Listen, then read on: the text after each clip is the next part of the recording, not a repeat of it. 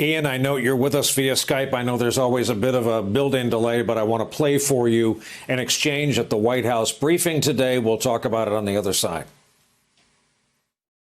Why do you keep calling this the Chinese virus? There are reports of dozens of incidents of bias against Chinese Americans in this country. Why do you keep using this? A lot of people say it's racist. It's not racist at all. No, not at all. A person at the White House used the term Kung flu. My question is, do you think that's wrong, Kung flu?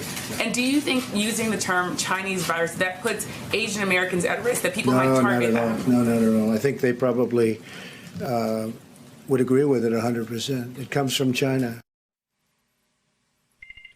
Ian, what are we doing here?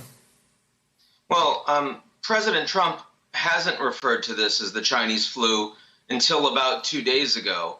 It links up with his policies in response to coronavirus imploding and the markets imploding in the United States. And it made it harder for him to blame Obama, blame Biden. He needs someone to blame, and China is the proximate country. And the problem with that, of course, is, I mean, yes, it did indeed come from China originally. And furthermore, the Chinese did indeed cover it up for the first month. So they are responsible. But on top of this massive market meltdown and economic shutdown we're seeing in the United States right now, picking a fight with the Chinese, who feel vastly more confident today coming out of this crisis than they did after 2008, is going to cause more economic damage.